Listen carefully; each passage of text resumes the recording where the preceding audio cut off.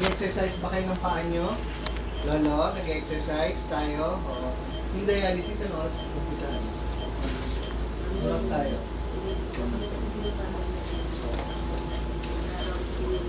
Simula nung tayo nag-dialysis ulit, mas gumanda siya Kasi noon, pinusubukan sana natin tanggalin siya sa dialysis. Ang sabi lang kasi ni Dr. Lanzona sa akin, kapag hindi tayo nagda-dialysis, yung tubig sa lungs, lahat nagbabaha agad yung lungs, tapos pumuputok yung kanyang lungs. Kaya noong isang beses may dugo pa nga siya. Pero ngayon na nag-dialysis tayo, kahit konti lang yung naiilan natin, mas okay siya. So, syempre para matanggal natin yung sa ventilator. Diba? So, may nang-gabi-gabi talaga. Oo. Kasi, pero puro 1.5 lang para hindi siya matuyo. At least, diba?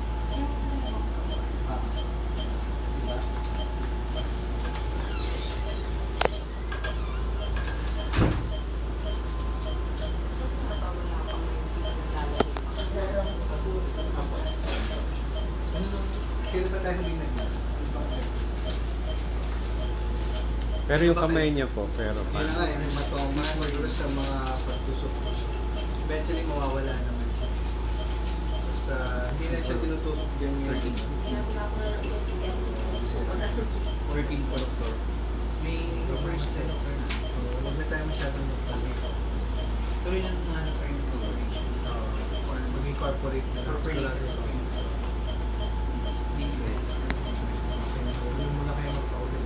Pag sabihin na lang sa ibang sabay-sabay na lang coordinate laboratory. Ikaw naman laki yan dito. So, ano ba kayo?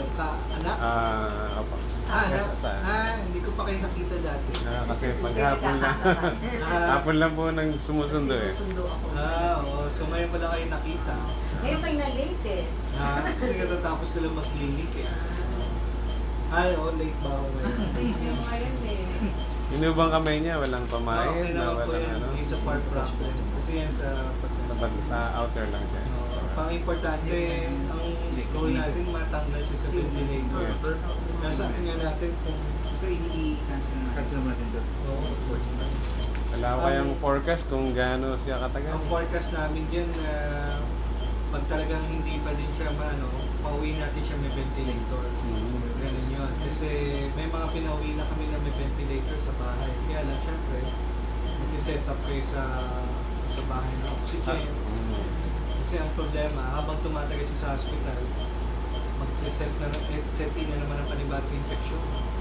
Kasi dito mas matapang pong infection. Meron kami isang pasyente, 3 months sa ventilator, pinauwi na. Okay naman. Kaya lang talaga may pupunta na nurse, yun ang problema doon. So dapat hindi na siya umuwi muna sa... dito lang sa amin. Sa amin, Quezon City. Yung bang nurse specific na dito sa sa... Hindi naman. Or any private Any private. Ang ano lang naman, siyempre mas maganda siya dito kasi mas nakikita namin siya. Kasi pag rin, tatakbo niya siya ulit dito. Yeah. Ang hope natin na ma-build up ang nutrition, kaya yung pagkain niya talagang 24 hours para makahinga siya mag-isa. Kasi itong dialysis natin para lang makahinga ng tubig.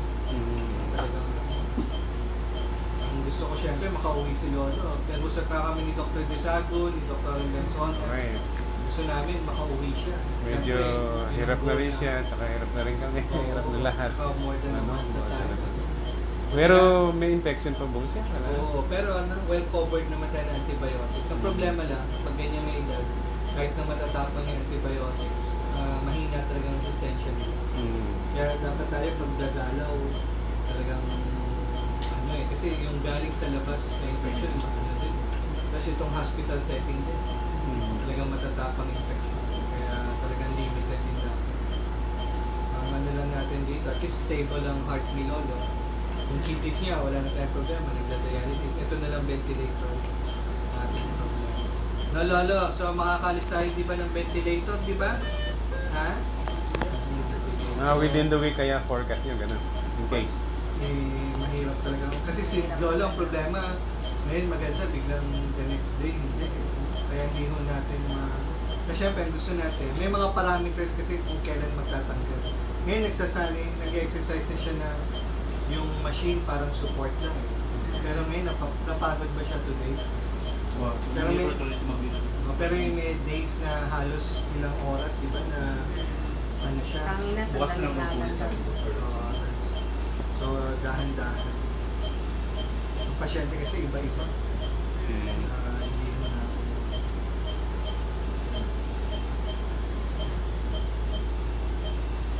Sige po ha, so very good. No, mag-umpisa lang tayo ng dialysis.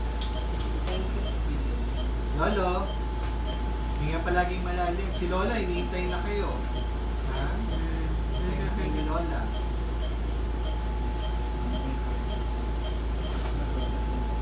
Ang ilan ba kayo nakita ko na ba kayo lahat? Hindi Hindi pa pa. po. Ilan pa po? Anim kami eh. So ilan na pong nakita ko? Bali tatlo pa lang. Tatlo. Yung lalaki si ano to? Si Dean. Si Dean. si Ding yan. Nakikita ko pag wala kayo eh. Yung na-admit si Lola. Yan, siya yung nag-asikas. Tsaka yung asawa niya din ho. Di ba? Oo.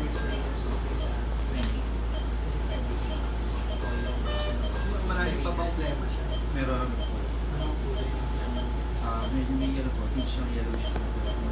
Anong antibiotics? Pero pinag- Kaya nga eh. O, sige Lolo ha. Bye-bye. Exercise. Ito, paa. Tataas, ha? Nag-exercise siya. Very good. Bye-bye. Yeah, thank you, Doc. Scarlett.